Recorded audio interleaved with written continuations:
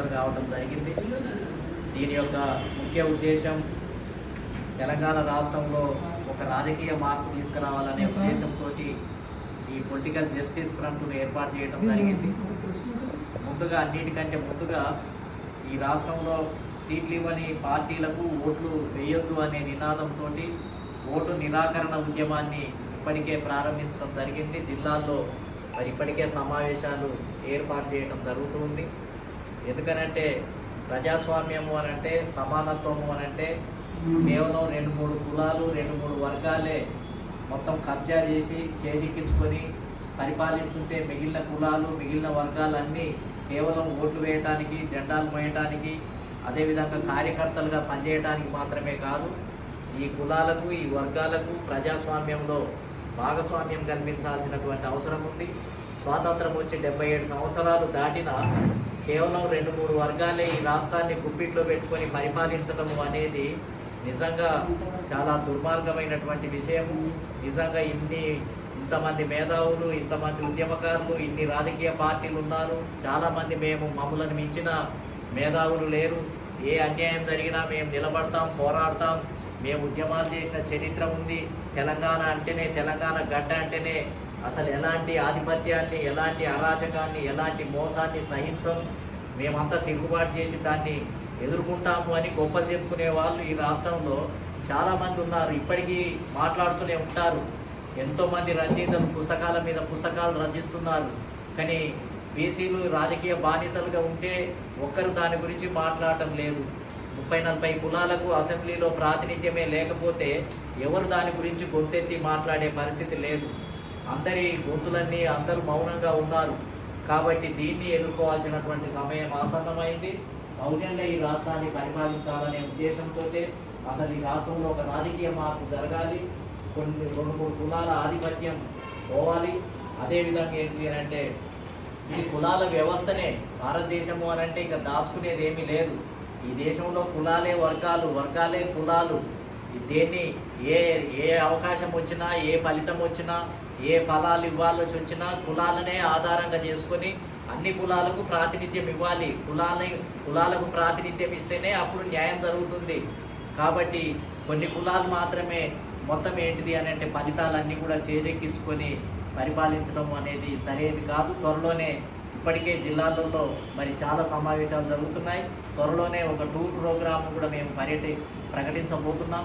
ఖచ్చితంగా మరి ఇక్కడ ఇండియన్ ప్రజా కాంగ్రెస్ పార్టీ జాతీయ అధ్యక్షులు శ్రీధర్ గారు ఉన్నారు. అదేవిధంగా కుల సంఘాల నాయకులు ఉన్నారు.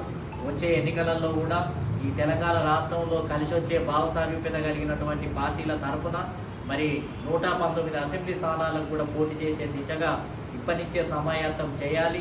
ఇప్పటి నుంచే ప్రజలలోకి వెళ్ళాలి. ఓటర్లను తయారు చేసుకోవాలి. ఓటర్లంతా కూడా మౌనంగా ఉన్నారు. కాబట్టి ఓటర్లలో ఒక చైతన్యం, ఒక విప్లవం జరగాల్సినటువంటి అవసరం ఉంది. పోలింగ్ బూత్లోకి వెళ్ళి ఖచ్చితంగా పోలింగ్ బూతులలో మార్పు జరగాల్సినటువంటి అవసరం ఉంది. ఒక నిశ్శబ్ద విప్లవమే జరగాల్సినటువంటి అవసరం ఉంది. కాబట్టి ఇండియన్ ప్రజా కాంగ్రెస్ పార్టీ, రాజ్యాధికార పార్టీ, ఇంకా కలిసి వచ్చే ఇతర పార్టీలు, ఇప్పటికే అనేక సంఘాలు ఉన్నాయి. రజక, నాయ బ్రాహ్మణ, కుమ్మరి, కమ్మరి, వడ్రంగి, అదేవిధంగా బోయ, ఇలాంటి కులాలు, పద్మశాలి, యాదవ, ఇలాంటి కులాలు, విశ్వబ్రాహ్మణ, ఈ కులాలన్నీ కూడా ఉన్నాయి. ఈ కులాలన్నీ కూడా ఈ ఉద్యమంలో భాగస్వాములు అవుతారు. మహిళలు కూడా దేవసేన లాంటి మరి బలమైనటువంటి నాయకురాలు. ఈ రాష్ట్రంలో సమానత్వం కావాలి, అందరు లాభపడాలి, అందరికీ న్యాయం జరగాలనే ఉద్దేశంతో మరి దేవసేన లాంటి వాళ్ళు, అదేవిధంగా పుష్పాంజలి, సరిత లాంటి వాళ్ళు ఈ ఉద్యమంలో మరి సమత లాంటి వాళ్ళు పాల్గొంటున్నారు. ఖచ్చితంగా మహిళలకు కూడా ప్రాతినిధ్యం ఉండాలి. ఈ రాష్ట్రంలో ఎమ్మెల్యేలలో మహిళల సంఖ్యనే తగ్గిపోయింది. క్యాబినెట్లో కూడా మహిళల ప్రాతినిధ్యమే ఒకరిద్దరు తప్ప ఎవరు లేనటువంటి పరిస్థితి ఉంది. పురుషాధిక్యత కొనసాగుతుంది.